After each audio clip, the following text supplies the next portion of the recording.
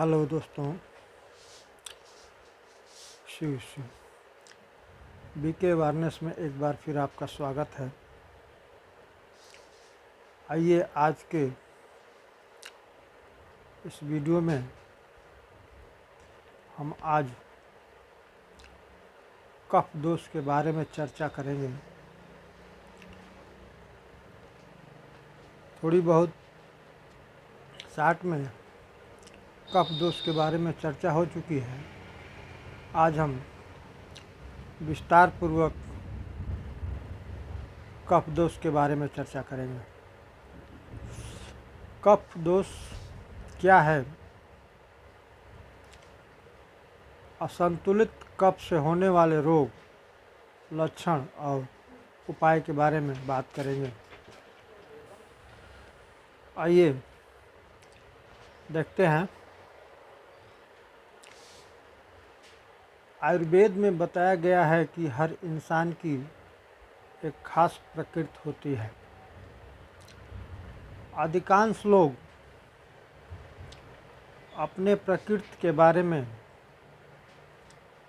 कि आप किस प्रकृति के हैं उनको अंदाज़ा नहीं होता, जबकि आप अपनी आदतों और स्वभाव के आधार पर बहुत आसानी से अपनी प्रकृति के बारे में जान सकते हैं। जैसे कि किसी काम को शुरू करने में आप बहुत देरी करते हैं या आप की चाल बहुत धीमी और गंभीर है, तो यह दर्शाता है कि आप कफ प्रकृति के हैं।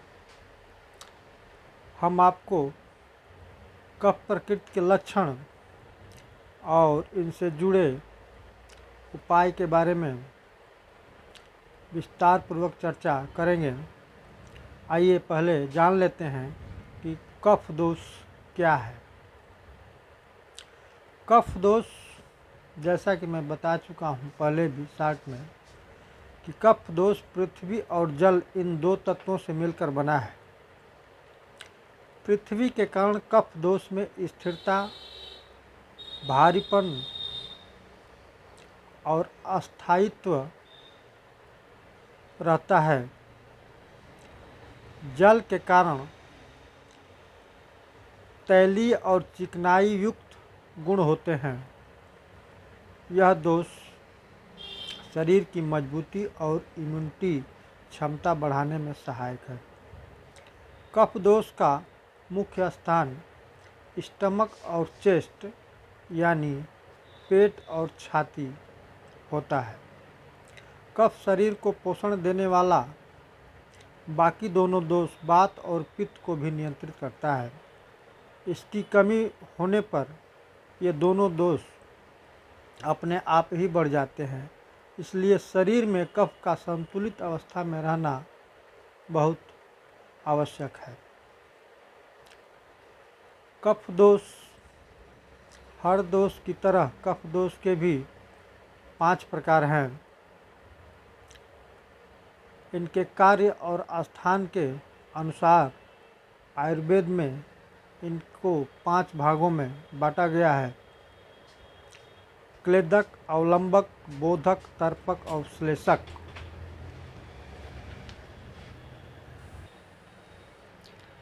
आयुर्वेद में कफ दोष से होने वाले रोगों की संख्या 20 मानी गई है। लगभग कफ दोष से 20 प्रकार के रोग होते हैं। आइए कफ दोष के क्या गुण होते हैं इनके बारे में थोड़ा चर्चा करते हैं। कफ भारी, ठंडा, चिकना, मीठा, स्थिर और चिपचिपा होता है। यही इसके स्वाभाविक गुण होते हैं। इसके अलावा कफ गीला भी होता है। रंगों की बात करें तो कफ का रंग सफ़ेद और स्वाद मीठा होता है।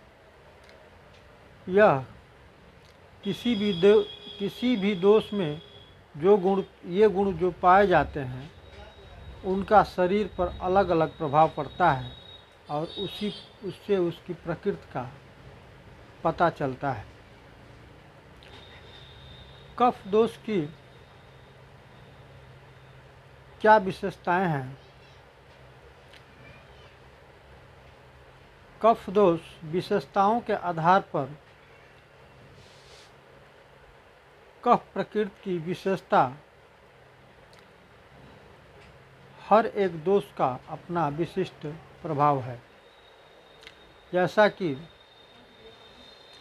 भारीपन के कारण कफ प्रकृति वाले लोगों की चाल धीमी होती है, शीतलता गुण के कारण उन्हें भूख प्यास गर्मी कम लगती है और पसीना भी कम निकलता है।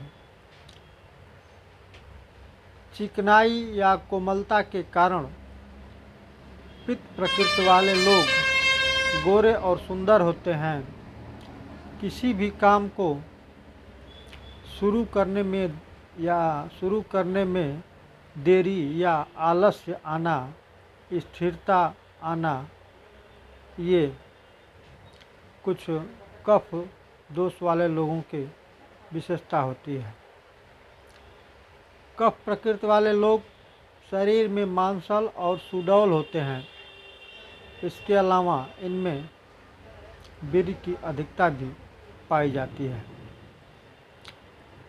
कफ बढ़ने के कारण के बारे में बात करते हैं। कफ कैसे बढ़ता है, क्यों बढ़ता है? कफ बढ़ने में मौसम का भी बहुत बड़ा रोल है। जैसे मार्च अप्रैल के महीने में सुबह के समय खाना खाने के बाद और छोटे बच्चों में कफ स्वाभाविक रूप से बढ़ा हुआ रहता है, इसलिए इस समय में विशेष ध्यान रखना चाहिए। इसके अलावा खान पान आदतों और स्वभाव की वजह से भी कफ असंतुलित हो जाता है। आइए जानते हैं शरीर में कफ दोष बढ़ने के कुछ मुख्य कारण क्या हैं। खाने में मीठे, खट्टे, चिकनाई युक्त खाद्य पदार्थों का सेवन कफ दोष को बढ़ाता है।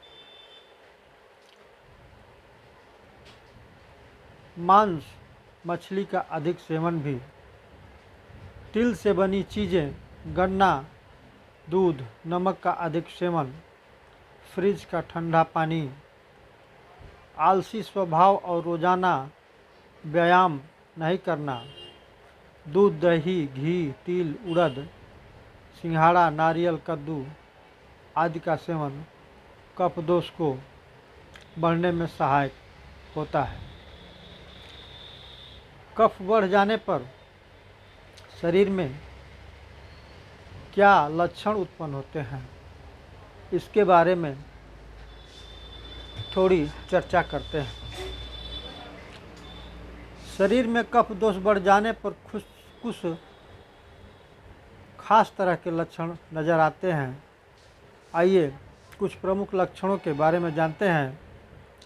जैसे हमेशा सुस्ती रहना, ज़्यादा नींद आना, शरीर में भारीपन, मल मूत्र और पसीने में चिपचिपाहट, शरीर में गीलापन महसूस होना, शरीर में एक लेप लगा हुआ महसूस होना, आँख और नाक से अधिक गंदगी का स्राव होना, सांस में तकलीफ और खांसी, और मुख्य एक वजह है डिप्रेशन। डिप्रेशन भी कफ दोष का ही लक्षण है। कफ को संतुलित करने के लिए उन कारणों को दूर करना होगा जिनकी वजह से कफ बढ़ गया है। कफ संतुलित करने के लिए आपको अपने खान पान और जीवन शैली में ज़रूरी बदलाव करने होंगे। आइए सबसे पहले खान पान से जुड़े बदलावों के बारे में बात करते हैं। कफ दोष को संतुलित करने के लिए क्या खाना चाहिए? बाजरा, मक्का, गेहूँ, ब्राउन राइस, सरसों आदि अनाजों का सेवन करें। सब्जियों में पालक, पत्ता गोभी, ब्रोकली, सेम, शिमला मिर्च, मटर, आलू, मूली, चुकंदर आदि का सेवन करें। जैतून के तेल और सरसों के तेल का उपयोग करें, मालिश भी करें। छाछ और पनीर का सेवन करें। तीखे और गर्म पदार्थों का भी सेवन करें। सभी तरह के दालों को अच्छी तरह से पकाकर खाएं। नमक का सेवन कम करें। पुराना शहद हो तो इसको उचित मात्रा में सेवन करें। इससे भी कफ दोष से छुटकारा मिल सकता है। अब थोड़ी सा ये भी बात कर लें कि कफ प्रकृति वाले लोगों को क्या नहीं खाना चाहिए। मैदे और इससे बनी चीज़ों का सेवन न करें। खीरा, टमाटर, शकरकंद के सेवन से थोड़ा परहेज करें। केला, खजूर, आम, तरबूज के सेवन से भी परहेज करें। खान पान में बदलाव के साथ कफ को कम करने के लिए अपनी जीवन शैली में बदलाव लाना भी ज़रूरी है। आइए जानते हैं कि बढ़े हुए कफ को कम करने के लिए क्या करना चाहिए। पाउडर से सूखी मालिश या तेल से शरीर की मसाज करें। गुनगुने पानी से नहाएं। रोज़ कुछ देर तक धूप में टहलें। व्यायाम करें। दौड़ना, ऊंची लंबी कूद, कुश्ती, तेज़ी से टहलना, तैरना इत्यादि। गर्म कपड़ों का अधिक सेवन करें। बहुत अधिक चिंता न करें। देर रात तक न जागें। रोज़ाना की दिनचर्या में कुछ इस तरह से बदलाव लाएं कि देर रात जागने की ज़रूरत न पड़े। ज़्यादा आराम पसंद ज़िंदगी भी न बिताएं, बल्कि कुछ न कुछ कार्य करते रहें। कफ बहुत बढ़ जाने पर उल्टी करवाना सबसे ज़्यादा फायदेमंद होता है। इसके लिए आयुर्वेदिक चिकित्सक द्वारा तीखे और गर्म प्रभाव वाले औषधियों की मदद से उल्टी कराई जाती है। असल में हमारे शरीर में कफ आमाशय यानी स्टमक और छाती में ही सबसे ज़्यादा होता है। वमन क्रिया करवाने से इन अंगों से कफ पूरी तरह साफ हो जाता है।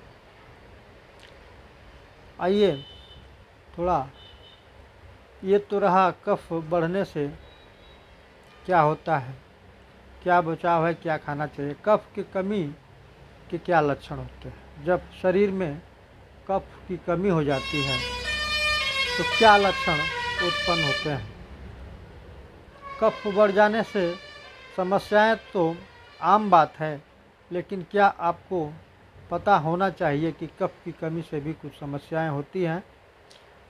जी हाँ, यदि शरीर में कफ की मात्रा कम हो जाए निम्नलिखित लक्षण नज़र आते हैं, जैसे शरीर में रूखापन, शरीर के अंदर जलन महसूस होना, गर्मी का एहसास होना, फेफड़े, हड्डियों, हृदय, सिर में खालीपन, एक लगता है कि वैकुंठ उत्पन्न हो गया, बहुत प्यास लगना, कमजोरी महसूस होना और नींद में भी कुछ डिस्टरबेंस या नींद में कमी होना आम बात है।